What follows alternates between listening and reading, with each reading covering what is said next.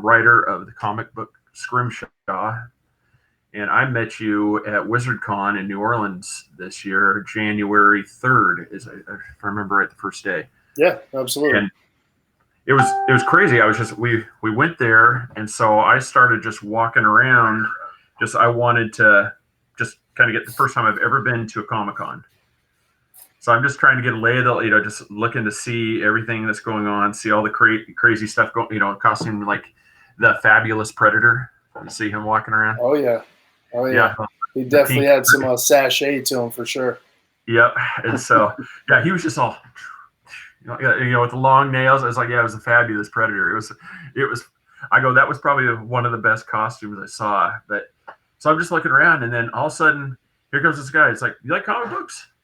I'm like, yeah. He goes, well, here, let me tell you about Scrimshaw. And so I sat there and listened to it, and I looked at it, and I'm like going, yeah, I'll give it a try. So I bought. You're like, well, you can have all the, I'll get this whole bundle. And so I'm like, yeah, I'm going to get him stories. And I was just kind of chatting with you and, told you about the podcast. And I'm like, what? I'm going to go back to the room, I'll check it out and I'll talk to you tomorrow. I read every single one that night. Just blazed through them. I said, yeah. I absolutely loved them. I was just, me, I'm like, I have the comic book and I'm sitting here, I like to fold the pages. I don't want to bend a crease. I'm sitting here just carefully reading each one, carefully sliding it in the sleeve. But I mean, yeah, well written, well drawn, just amazing storyline for for anybody that's into comics. I highly recommend it. And so the first question for you is, what probably would you say was your inspiration for this title, Scrimshaw? Yeah, Scrimshaw, I originally concepted it as a short screenplay. I'd take part in the NYC Midnight Contest. During that time, it's a kind of a screenwriting contest. They do short scripts. They give you kind of a set of parameters, genre, subject, object, and then you come up with a short, I think it was 10 to 12 pages at that point, 10 to 12 page short script under those parameters. And so that's where the first two characters were born. Hans and Saigo were both born. The main character and his sidekick were born in those scripts. And so, that had me falling in love with those guys. There were two different scripts for that contest and kind of lived there. And then in talking with a buddy of mine, we concepted the rest of it. And then it's when I looked for an artist, Dave, and kind of kicked it off from there. But yeah, they were born in a short screenplay contest. Nice. Yeah. And so, yeah, and Chris was having a little trouble reading getting into the PDF one. So, he's kind of learning about a few of the characters as we go. I told him some storyline. One, I know Austin's read a little bit of it. And now, do you envision an expansion to this, I don't want to say universe. I mean, it's just basically to the landscape to where, maybe other areas are discovered, other factions are discovered. I mean, do you see an expansion in this, or are you going to try to keep it around these core ones that you've already developed? Honestly, I'd kind of, in the final chapter called Tears of the Sonoran Sea, I introduced two fringe characters. One is called Wild Mule, and the other one is becomes known as Maelstrom. And she's kind of this hybrid shark humanoid that was rescued by the group when they were headed to the Nuevo Alamo. And so I envisioned a spinoff with those two in it, kind of a lone wolf and cub, or if you get into kind of a Wolverine X-23 type vibe, and you go from there, it kind of could take on like a cool thing. But I've also envisioned it's a rather expansive world. The world of Scrimshaw, it's that post-apocalyptic after the melt of the polar ice caps, and if you get into the first few pages of the first one, I kind of give the status of the world. China and Russia have gone to war, and kind of the dust settles from that. America's been separated into three factions: the red, the white, and the blue. Which is, the left coast is the blue, the right coast is the red, and then Texas, Oklahoma, New Mexico all kind of form their own faction. So that's where Nuevo Alamo was so prominent. So yeah, I definitely got into kind of the socioeconomic and geopolitical aspects of what happens in different regions of the world, and kind of envision that situation. So there is an opportunity to go elsewhere in the world of Scrimshaw, and kind of the world's wide open. One of the cool things about the the graphic novels, I introduce some of the characters who work in the Kabuki Cowboy, which is a bar that figures prominently in the first one, and I kind of introduce the staff because that's the fun part for me. One of the most fun things that I do is build the world, because I think, especially comics, movies, television, what have you, any fan of those things, as people are getting into it, they're going to know if you were honest about your homework and your characters have lived in lives. Nobody wants a cardboard cutout that you just kind of hold up and say, hey, here's the strong guy. Nobody cares about that guy. They want to know that person has thoughts, feelings, and is gonna have an arc, regardless of how large or small they might be. But that being said, there's an opportunity to dive into that. As I was developing those characters at the bar, you get into their backgrounds and their stories and realize where they came from in their lives. It kind of gives at least a glimpse into where they came from and what the climate is there. Kind of like I think one of them is from Eritrea, which is in Africa. One of them is from Scotland. And so you kind of get a very, I guess, a scratch just below the surface of what those places might look like. So, yeah, it's an expansive world. There's always an opportunity to kind of explore different areas of that universe. Okay, yeah, that's because I don't want to give too many spoilers, because like I said, I want people to actually read the book, and have the same experience I did, because there was just, because like the Sonoran Sea one, like when I came to you, that next day, I told you, it's like, I want the next book, because I knew it was coming. I knew at some point, but it's like at that point where you're just like, bam, it's just like out of here. And I'm like, see, that's what I want. Now I want to know what's next. What happens next, and that's exactly, but I don't want to spoil it. Sure. Before, I don't want to spoil it before, so that one, but I came away with, I've tried to explain it to people. I go, you'll probably be able to describe it a little bit better. For me, it just has somewhat of an anime feel to the structure of the characters, of the way they're drawn, and just that abstract, nature of some of the art, I really liked, because I'm so used to some comic books where they're just perfect lines, perfect shading and stuff, and I just liked to where the bleeding off and stuff. It was pretty cool.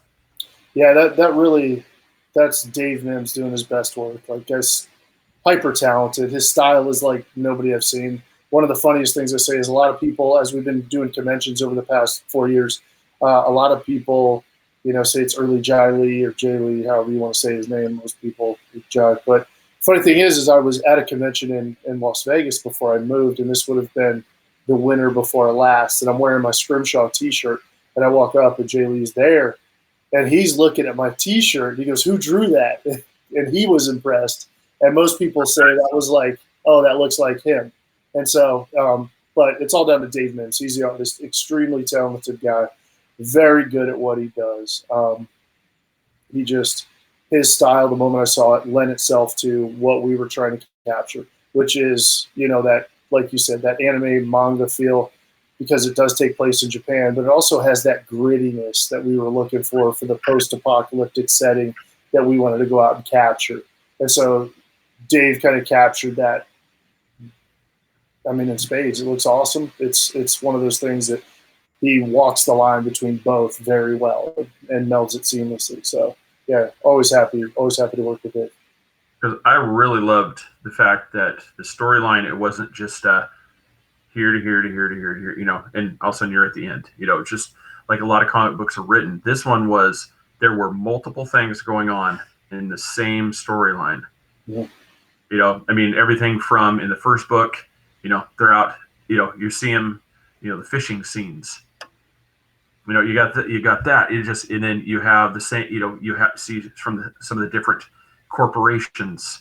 You have that scene. You see some of the more, the outlaw, gangster, type style factions, and they're all coming in at separate times. So you're following multiple storylines all on the same timeline as everything's going on, and I really like it. It's awesome. Yeah. It's like watching a TV show coming to life, and instead of reading a book, because everything is just like that. It's going along, and you're reading. Basically, you're reading like 3 or 4 comic books at the same time, and that's pretty cool. Yeah, I come from a screenwriting background, So that's where I started my writing career. Wrote some short scripts, wrote some feature scripts and things like that. And so, in there, it's about interweaving those stories to connect, and you're always planting things that you're going to pay off. And some people like my work in comics to do those sorts of things, but I'm planning things deeply, because in a film that goes quickly, it's one of those things where, hour and a half, you're paying off what you planted 70 minutes earlier. You're gonna pay that off in the same hour and a half that person's gonna spend there. So as you're reading a comic, though, that's where the thing comes in. Is like people will actually reach back and be like, oh, that's what that was. It's like when they look that deeply, and that's how I love to write. That's what makes it fun for me, is like weaving that story and having those plants and payoffs be there for you. So I'm planning something in the first book, and I'm paying it off in the third book. And so, yeah, it's been an evolution for me as a writer, for sure, is to kind of learn how to do that well. But then, that's how I learned. That's how I sold my first script. I optioned my first script when I kind of threw out the conventions and just wrote it to be cool and wrote my own style. It was kind of funny. That's when I optioned my first movie. So that was pretty, it was one of those things where it's like, to hell with that. I'm just going to do it my way. And it's like, that's cool. And I think that's one of the things in comics is like, there's so much good stuff out there that you really have to differentiate yourself in your way. And really, honestly, you're just trying to capture your audience anyway. People don't like your stuff. That's okay. We're going to move on. We're going to do our thing. But the people who do like my stuff, that do appreciate, that plant or get it, you plant Katsuko's father and then you pay it off down the way. You're like, oh, that's what that was. And when people see that and get it, I think they appreciate it. I like to weave a pretty thick story, and that's part of the fun for me. So, and that's kind of where I was like, Tales of the Sonoran Sea. That's where I was like, you get that at the end. You're like, I've got, you had something kind of in the back of your mind, like something's going on, and then boom, it's like, that's why. Yeah. That's why. That's what I liked. It was like, and it was the perfect like end of the series cliffhanger where you're like, oh God, now I got to wait until they get this thing drawn, get this figure out, get this thing published. Like time for that next one. Debbie just commented. She wants to know, where can she get this so that way, for reading. I mean, what's the best place to go to purchase these books from you? Best place right now, my website is ericborden.com.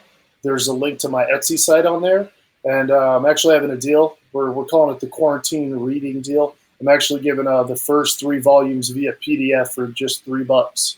I want to get people out. I want to get the book in people's hands. But also, if you want to purchase some physical copies, those are on there. We got some pins. The graphic novels are on there. So any way you like, you pick your poison. But yeah, it's a link to my Etsy shop over at ericborden.com. You check it out. Awesome. Yeah, that's I want to definitely get your plug. And so where we met, like what led off there was Comic-Con, and so what one of the things, like I said, I wanted to ask you too. Yeah. Now, this is the first time I've ever been here. So that tax collector guy that came rolling around. I'm sitting here at the tattoo parlor. Here walks this guy. He's wearing a beanie cap. He doesn't have anything official on. He's got this manila envelope where he's stuffing cash in it, and he's sitting here F you, F it, and yelling at the tattoo guy. And the guy's like, he's looking at her. It's like, I don't handle the business. My wife's gone, and he's like, F you. You can get your superior.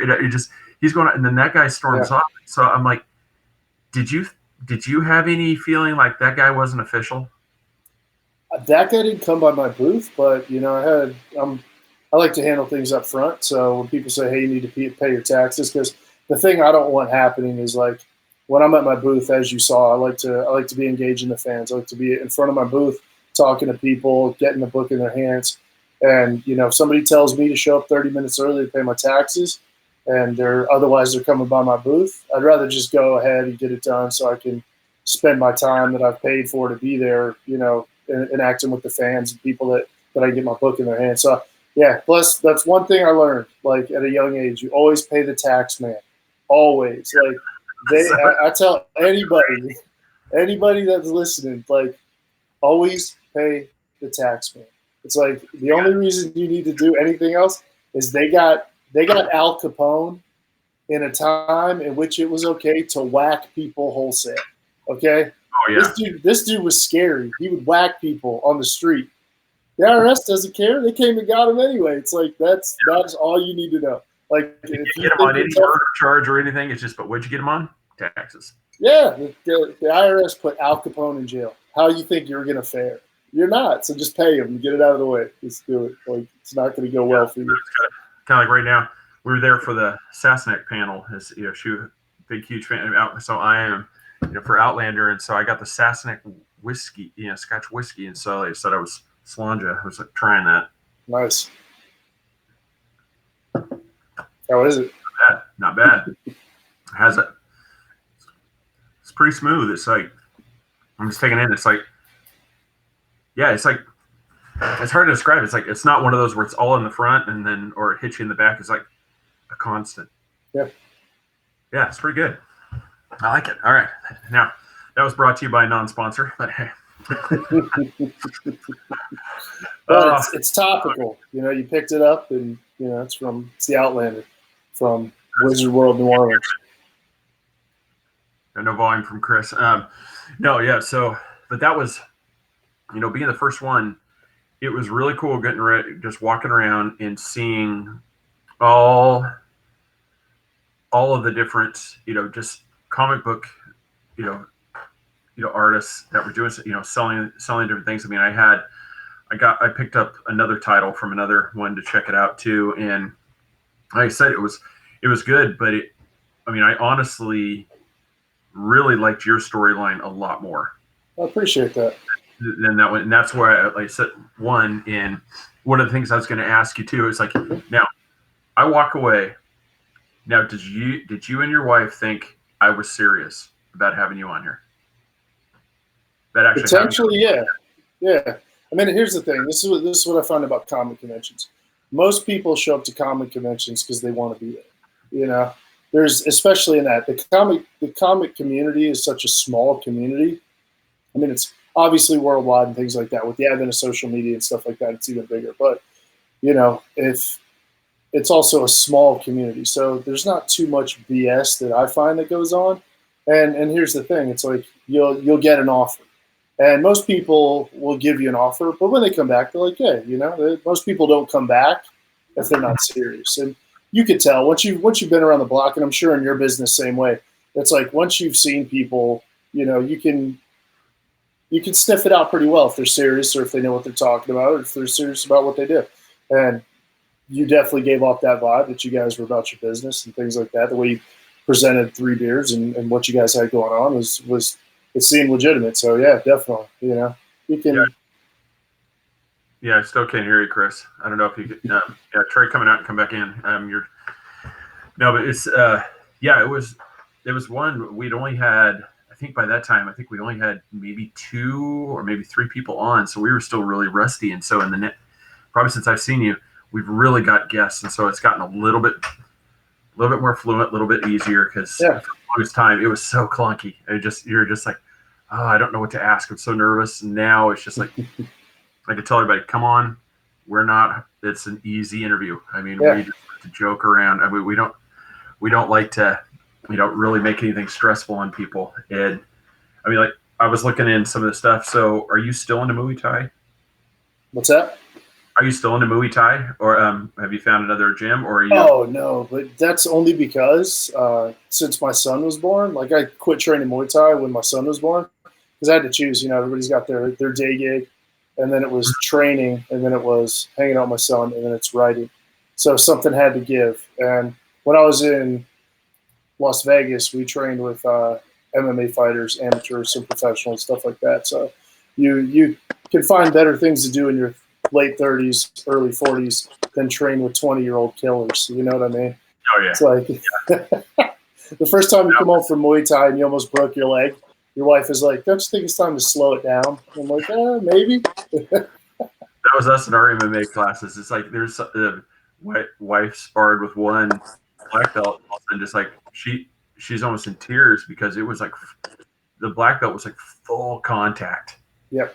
Yeah, like here she is. I want to say she was yellow belt at the time, and it was just bam, just she was just kicking hard. I'm like, okay, guys, novice. Yeah. you know, and then it just as it got progressively, you had some that were just they were full on the entire time, and then you had other ones that they could tailor their strikes based upon the belt that they were facing. Yeah.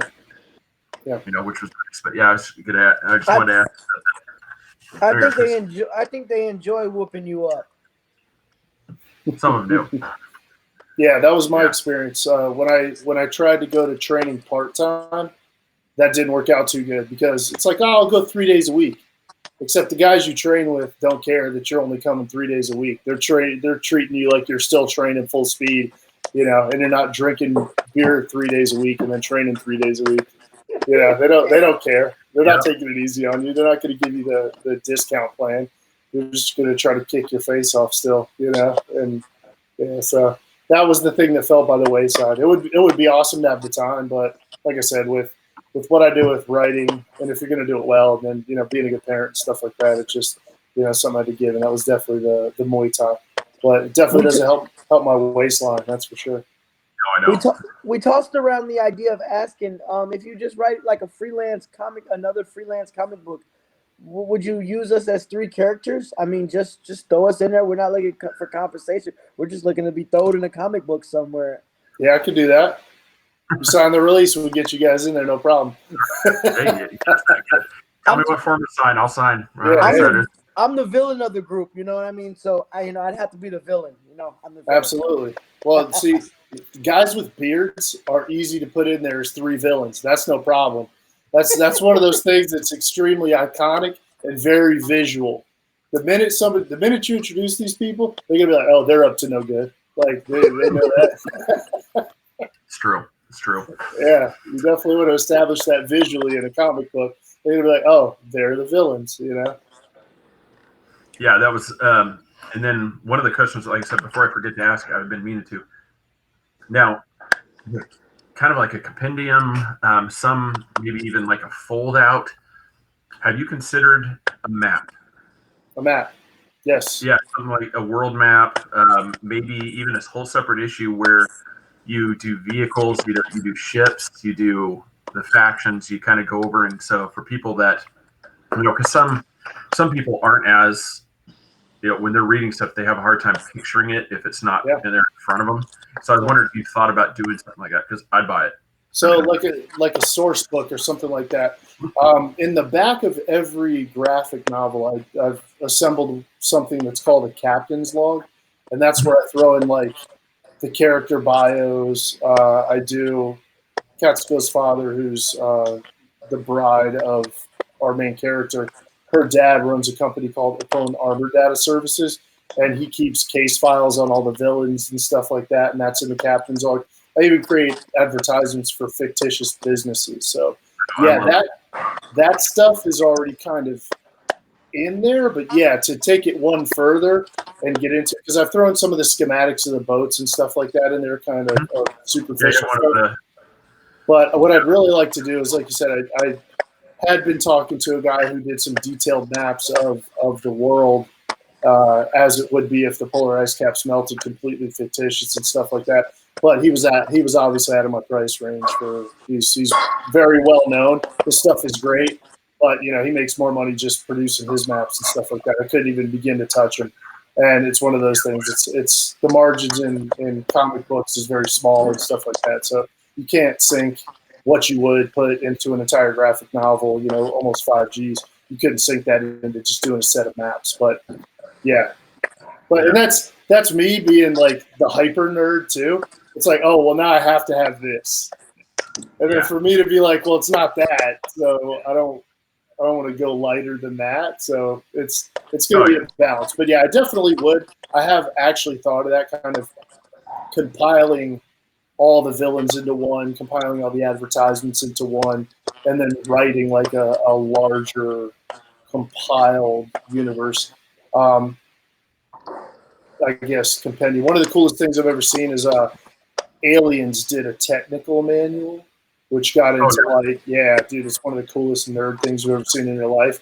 But it's literally, it gets into the weapons, it gets into like engagements on foreign planets that the colonial marines took place in that had nothing to do with the xenomorph and stuff like that. So it's like, yeah, it's like that level 10 nerd stuff that you get into, and it's like you'd be sitting there just reading about stuff that happened on this fictitious planet and reading quotes from guys who never lived and stuff like that, which is really cool. But yeah, it's one of the fun things, and so I kind of been kicking around, and I'm an incessant note taker. Like I'm always taking notes and like fragments of ideas and things like that. So yeah, that's definitely on the horizon. But the map piece, that would be like the grail of what I'd love to get is like a compiled map set for all of the regions, be it, North America or the Southern Hemisphere or North America or Europe, what Europe looks like or what Asia looks like or anything like that.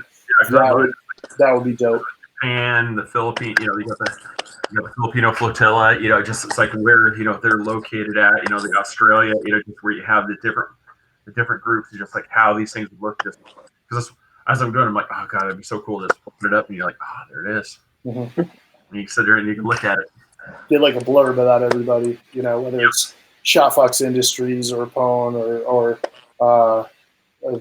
Hans or the PRC, which is the Playa Rojo cartel in Mexico. Yeah, there are, as I'm listing them with you right now, there are a lot of factions in there that you have to keep straight. So it's kind of funny that way. Austin was asking too, with he's, we call him the Viking, his big red beard.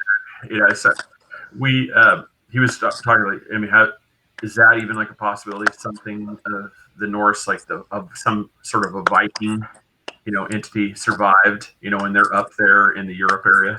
Absolutely, that's actually Hans hails from Norway. That's where he's actually from, but he grew up in Japan. Yeah, he was sent to live with his father from his mother in Japan, Norway. And so, yeah, that absolutely exists. I even kind of get into that would exist, but I also get into kind of the Inuits and stuff like that in Alaska.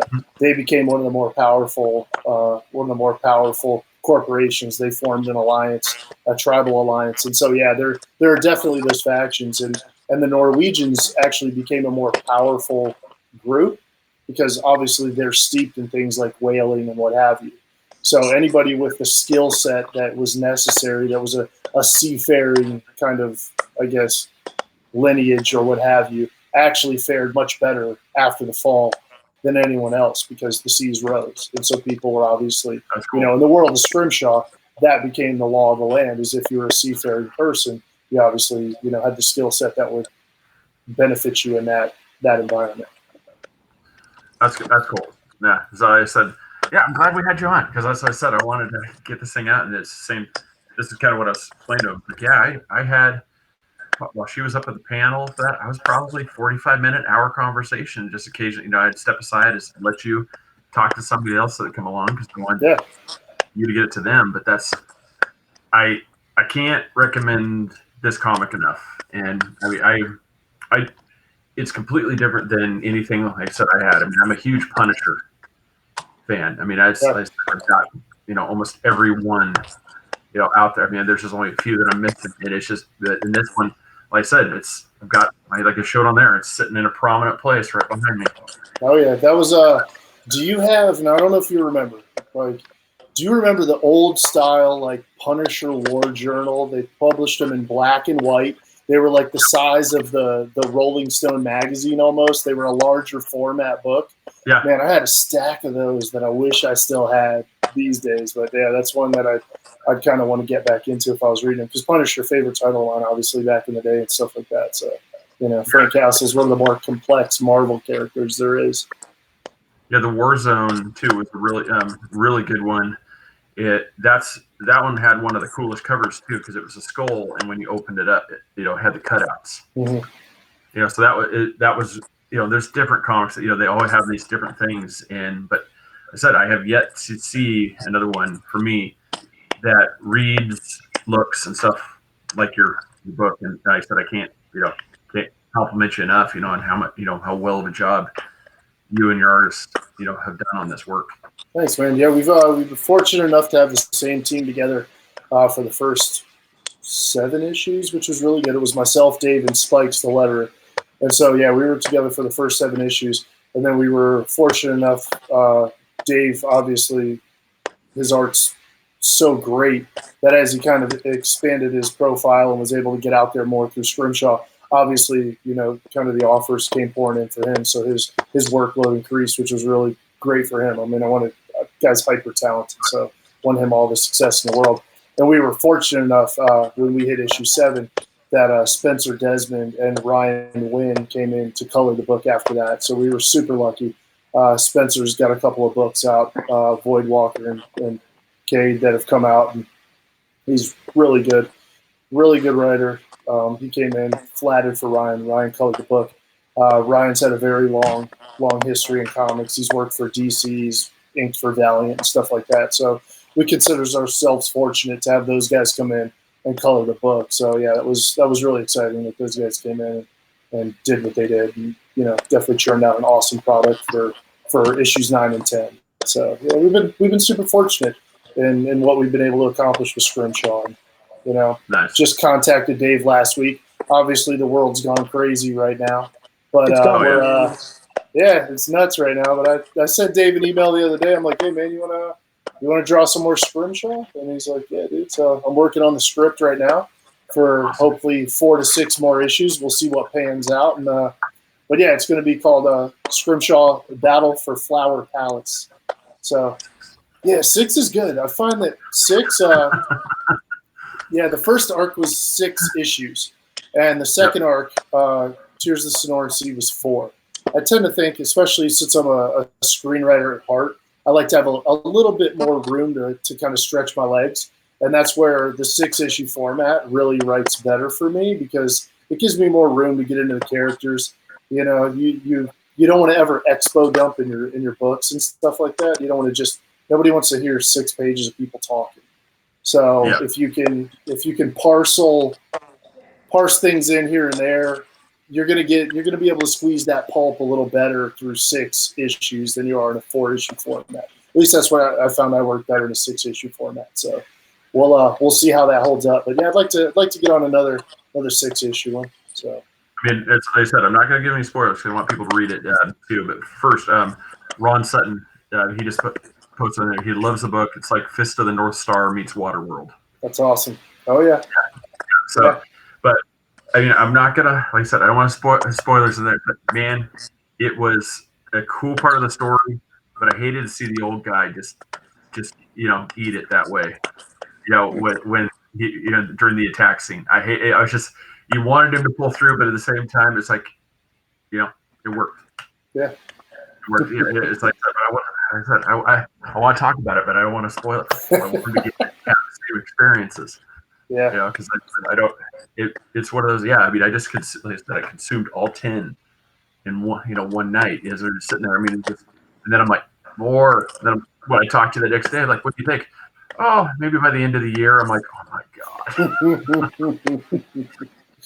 Nah, we're gonna get going on it. We actually have an idea. Dave brought up a cool thing a while back. He wanted to get into some smaller like cartoons and stuff like that, and get into like some strips and introduce some side characters in a smaller format online or something like that. And so we might explore it to kind of touch on what you touched on earlier, kind of visiting other places. And that was Dave's idea a while back. He's like, let's pop in to other places and introduce it in a smaller, easier to produce, shorter format, and see if we can do some cool stories that way while we develop the larger book and stuff like that. So kind of like a Prince Valiant type thing. Yeah, go into something like that. Yeah, because that's you pick up the funnies and kick out like 3 to 6 panels, and there you go, and then have a continuing story that way. Yeah, as soon as I receive them, I'll completely catch up. I couldn't open none of the PDFs, and that's weird. Kind of in a whim right now. I sent him to show him, but yeah, I like comics. I'm not so deep into them. I remember my very first comic was Superman's Death. I remember we couldn't find it, and that was my very first comic. I actually still have it, but I got that in one of these boxes back here. I got Superman's Death back there. Death's of Superman. Yeah. They just mass produced them, so they're really not worth nothing. Yeah, no. It kind of went the way of Topps baseball cards. When they got worth something, they just mapped out a bunch of them and did that. Yeah. I figure if I keep it in the bag, there's going to be enough people over time. Their kids are going to rip it open. Something's going to happen, and it'll, over time we'll get the attrition, and maybe 50 years down, Chase can sell it. Sell it for maybe twice what I paid for it. There you go. He get himself half a Starbucks at that point. What'd you get with those riches your dad gave you in his comic books? I bought McDonald's. It was, thanks, Dad. That's awesome. Oh my God, yeah. But no, it's pretty cool. It's just to have a few people, like you said, chime in, like Ron, saying that he loves the book, and that's kind of what I wanted to do. And I hope more people, and I'm going to keep pushing it to some of those groups too. It's just like, check it out. I mean, it's none like I've ever read before. And that's why I keep going over and over with people. And Austin's the same way. It's just he really likes the storyline. Yeah, he's really getting into the storyline. So I mean, you've done an amazing job with that. Well, I like the pictures. The pictures were amazing. That's all I could see was the pictures. They were amazing. So I'm sure the wording is going to be awesome. If you guys are on Instagram, man, check out Dave Mims. Dave Mims, his art is on Instagram. The guy is a beast, man. He just his style is sick, and he's constantly cranking stuff out. He's really talented. I wish I could pay him $200 a page.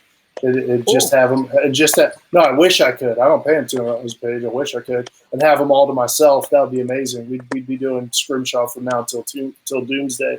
But it's a really fun book to write, and it's one of those things like you see the spectacle, and I think this is what people both get and don't get. It's the spectacle. It's the post-apocalyptic. It's the Waterworld meets Fist of the North Star. It's the samurais. It's stuff like that. It's people being from places all over the world. The crew's from Mexico, New Zealand, American Samoa, Japan. So it's a real eclectic mix of characters. But I think once you get into that, and the subtle undertones of beyond that is it's about family. Like the crew is a family, and I think that's what people both like and appreciate about the way the writing is, and they may not identify it right out at first, but it's a bunch of misfits that come together as a loose family, and they're together. And that's the cool thing, is they're facing all these challenges together.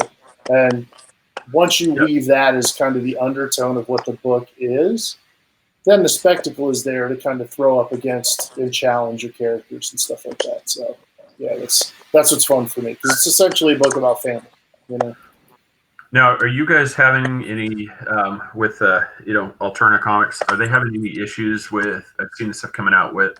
Some publishers are potentially going to have trouble meeting, payments. Oh man, this has been the comics apocalypse too. Like if you've been watching Twitter, comics Twitter is usually a dumpster fire anyway, But if you watched it this week. It's Diamond, who is essentially the lone distributor of comic books to anywhere. Like any comic shop anywhere in the country, pretty much the lone distributor that you're going to get your books from every week is Diamond Distributors. Well, they obviously have shut it down during the coronavirus situation, but they just announced that they were going to stop paying their vendors and stuff like that. So that could be a problem, because if you're the only distributor of comics and you're not doling out payments to your vendors, how are you going to get me books? So that's probably EricBorden.com. Get your comic book. Exactly.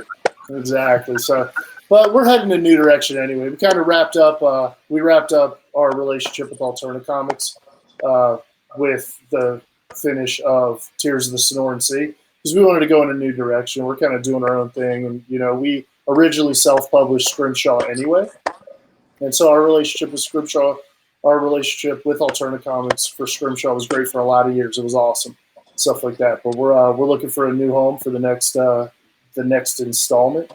We've got a great fan base that has been established. It's been a great read, and we're looking in a new direction. You know what I mean? So, but they were good to us for a lot of years, and we just had to move on from that relationship. So, okay, yeah, no. Well, sir, I cannot thank you again, for enough for coming on, and talking about it.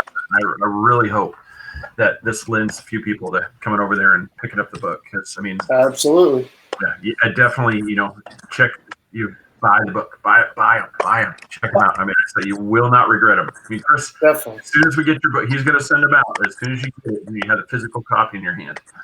Yeah. I said, you should become hooked. You will become hooked, no question. He's got the coronavirus special right now, so make sure you go get that PDF. Yeah. Well, let's call it the quarantine special, because coronavirus special means if you get it, you're gonna get it. Let's just call it